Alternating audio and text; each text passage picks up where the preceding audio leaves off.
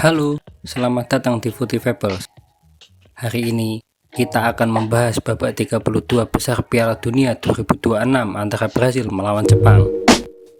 Laga ini berakhir dengan sangat dramatis dengan kemenangan 2-1 untuk Selecao lewat gol penentu di detik-detik akhir pertandingan. Pertemuan ini bukan sekedar berebut tiket 16 besar, tapi juga menjadi panggung ujian berat bagi pendekatan pragmatis ala Carlo Ancelotti yang ditantang oleh organisasi kolektif adaptif milik Hajime Moriyasu. Penasaran dengan jalannya laga? Mari kita bedah taktik kedua tim secara mendalam.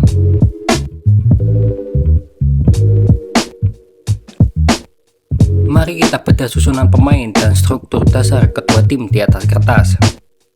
Kedua pelatih dipaksa memutar otak akibat masalah kebugaran skuad. Carlo Ancelotti menurunkan formasi 4-3-3. Penjaga gawang ada Alisson Becker, di depannya Danilo, Marquinhos, Gabriel, dan Douglas Santos. Di posisi tengah diisi oleh Casemiro, Bruno Guimaraes, dan Lucas Paqueta. Sedangkan trisula depan diisi oleh Ryan, Matheus Cunha, dan Vinicius Junior. Di kubu seberang, Hajime Moriyasu menggunakan formasi 3-4-2-1. Penjaga gawang diisi oleh Zion Suzuki. Di depannya, Takehiro Tomiyasu, Shogo Taniguchi, Hiroki Ito sebagai center back. Di wingback ada Ritsu Doan dan Keito Nakamura. Di duet lini tengah diisi oleh Kai Susano, Daiji Kamada. Taisen Maeda dan Junya Ito mengisi double attacking midfield. Sementara Ayase Ueda diplot menjadi striker tunggal. Di bawah kendali Carlo Ancelotti, Brasil mengadopsi identitas baru yang memadukan bakat alami individu dengan pragmatisme Eropa yang sangat disiplin. Dibandingkan era sebelumnya, Brasil sekarang lebih mengutamakan efisiensi struktural dan kontrol ruang di wilayah sendiri daripada sekedar mendominasi penguasaan bola. Sementara di bawah asuhan Hajime Moriyasu, Jepang menjelma menjadi kekuatan global lewat filosofi kolektif dan fleksibilitas tinggi yang disebut dengan pendekatan adaptif. Mereka bisa mendominasi bola melawan tim selevel, namun sangat disiplin bermain pertahanan low block dengan serangan balik vertikal kilat melawan tim raksasa seperti Brasil. Gaya mereka sangat mengutamakan organisasi ruang dan etos kerja tanpa kompromi sebagai satu kesatuan mesin utuh. Pada babak pertama, shape yang digunakan Brasil saat in possession adalah 4-3-3 fungsional atau 4-1-2-3. Casemiro menjadi anchor, sedangkan Bruno Guimaraes dan Paqueta bergerak di area half space. Gaya dan taktik menyerang Brasil pada fase awal ini berfokus pada sirkulasi bola pendek secara lateral dan penetrasi koridor tengah. Sayangnya, taktik ini buntu karena mereka kerap dikerumuni pemain Jepang, membuat Vinicius Junior terisolasi di sisi kiri. Melihat situasi ini, Ancelotti melakukan penyesuaian radikal di babak kedua dengan memasukkan Endrick. Shape in possession Brasil berubah total menjadi 4-2-4 agresif, bahkan bertransformasi menjadi 2-4-4 dengan mendorong kedua bek sayap sejajar gelandang. Taktik menyerang Brasil berganti menjadi eksploitasi lebar lapangan yang intensif disertai rotasi dinamis antara Douglas Santos dan Vinicius Junior. Mereka secara konstan membombardir kotak penalti dengan umpan silang udara atau aerial cross memanfaatkan kekuatan fisik Cunha dan Endrick. Masuknya Gabriel Martinelli semakin menyempurnakan skema serangan tusukan ke kotak penalti. Sementara Jepang saat menguasai bola, shape yang digunakan Jepang saat in possession berbasis pada format 3-4-2-1 dinamis, yang dalam proses build up dari bawah bertransformasi menjadi 3-2-1-3 atau 3-2-2-3. Tiga bek tengah mereka berdiri melebar untuk merenggangkan tekanan pertama Brasil. Sementara Kai Susano dan Daiji Kamada bertindak sebagai double pivot yang turun menjemput bola untuk memancing gelandang Brasil keluar. Gaya dan taktik menyerang Jepang sangat mengandalkan operan pendek cepat di area sayap sebelum melepaskan operan vertikal tajam ke ruang antar lini. Secara cerdik, penyerang lubang seperti Taisen Maeda atau Kamada sengaja bergerak turun ke tengah demi menarik bek tengah Brasil keluar dari posisinya. Pergerakan ini menciptakan celah besar di lini belakang pertahanan Brasil yang langsung dieksploitasi oleh lari cepat Ayase Ueda atau tusukan dari bek sayap yang naik.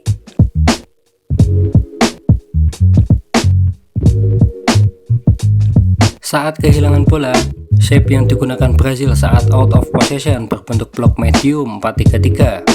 Gaya dan taktik bertahan Brazil mengutamakan penahanan posisi atau positional containment untuk menutup jalur operan vertikal lawan ke tengah. Namun, kelemahan fisik para pemain veteran mereka yang berusia di atas 30 tahun terlihat lambat merapat ketika Jepang mempercepat tempo. Di babak kedua, struktur ini disesuaikan menjadi 4-4-2 compact saat ditekan, dan langsung berubah menjadi 4-2-4 high press di wilayah Jepang. Taktik bertahan agresif ini memaksa Jepang melakukan sapuan bola panjang yang mudah dipotong lini belakang Brazil. Di sisi seberang, ketika kehilangan bola, shape yang digunakan Jepang saat out of possession berubah secara defensif menjadi skema 5-4-1 yang sangat padat di area blok medium hingga blok rendah. Ritsudoan dan Keito Nakamura turun sejajar membentuk 5 back sejajar. Gaya dan taktik bertahan Jepang menekankan kerapatan ekstrim antar pemain di tengah untuk menutup semua celah operan. Di babak pertama, taktik bertahan Jepang berjalan sempurna berkat metode penjagaan ganda. Bek tengah kanan Takehiro Komiyasu bekerja sama intensif dengan Ritsudoan untuk mematikan koridor luar milik Vinicius Junior, memaksa lini depan Brazil frustasi karena kehabisan ruang. Sekarang, mari kita bahas transisi dan proses terjadinya gol. Transisi menyerang Brazil berfokus pada pemindahan bola cepat ke sayap untuk mengisolasi Vinicius. Di babak kedua, transisi ofensif ini sangat efektif berkat umpan vertikal presisi Bruno Guimaraes. Namun, transisi bertahan Brazil adalah titik terlemah mereka. Koordinasi counter press gelandang mereka kerap terlambat dan menyisakan lubang besar di tengah. Di sisi lain, transisi menyerang Jepang adalah senjata mematikan. Mereka mampu mengubah situasi bertahan menjadi peluang gol dalam waktu yang cepat, dengan langsung mengirim umpan vertikal memanfaatkan kecepatan Junya Ito dan Daisen Maeda. Sementara dalam transisi bertahan Jepang, mereka menerapkan counter press agresif selama beberapa detik untuk memperlambat lawan sebelum para pemain mundur menyusun format 5 back. Sayangnya, aspek ini merosot drastis di babak kedua akibat kelelahan fisik ekstrim setelah terus-menerus menahan gemburan Brazil. Proses gol berawal dari kesalahan transisi bertahan Brazil. Danilo melakukan kesalahan operat di garis tengah lapangan yang langsung dipotong oleh Kai Susano. Karena buruknya koordinasi counter press, Casemiro lambat menutup ruang mundur. Sano melakukan akselerasi mandiri dan melepaskan tembakan jarak jauh akurat yang menembus gawang Alisson. Skor 1-0 untuk Jepang. Gol penyeimbang ini lahir dari strategi skema crossing babak kedua. Brazil mengirimkan umpan lambung ke kotak penalti melalui Gabriel Magalhaes. Casemiro yang merangsek maju memenangi duel udara dan melepaskan sundulan bertenaga membobol gawang Shion Suzuki. Skor imbang 1-1. Momen dramatis ini tercipta akibat runtuhnya transisi bertahan Jepang karena kelelahan. Di area pertahanan sendiri, Ao Tanaka kehilangan penguasaan bola akibat tekanan konstan pemain Brazil. Bola liar langsung diamankan oleh Bruno Guimaraes yang dengan cerdik memberikan asis matang kepada Gabriel Martinelli.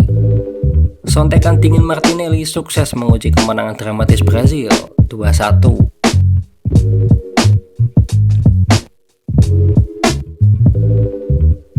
Jika kita melihat metrik efisiensi, dominasi penguasaan bola Brazil yang mencapai 68,6% menegaskan kendali penuh mereka di babak kedua. Nilai expected goal atau XG Brazil yang menyentuh angka 1,72 berbanding 0,23 milik Jepang membuktikan bahwa penyesuaian taktis Ancelotti sukses menciptakan peluang-peluang berkualitas tinggi. Kesimpulannya, laga babak 32 besar ini menjadi pelajaran berharga mengenai pentingnya fleksibilitas taktis dan game management. Hajime Moriyasu berhasil di paruh pertama, namun keputusan Jepang yang terlalu cepat bermain pasif dan mengabaikan transisi menyerang pasca unggul membuat pertahanan mereka terus-menerus digempur tanpa celah untuk keluar dari tekanan. Sebaliknya, kejeniusan taktis Carlo Ancelotti mengubah bentuk tim menjadi 4-2-4 atau 2-4-4 dengan taktik serangan udara menjadi kunci utama kelolosan Seleção ke babak 16 besar Piala Dunia 2026. Nah, bagaimana pandangan kalian mengenai jalannya laga antara Brazil versus Jepang di babak 32 besar Piala Dunia 2026 ini? Tulis analisis dan opini kalian di kolom komentar di bawah. Jangan lupa untuk klik like, share, dan subscribe channel Footy Vapers. Saya pamit.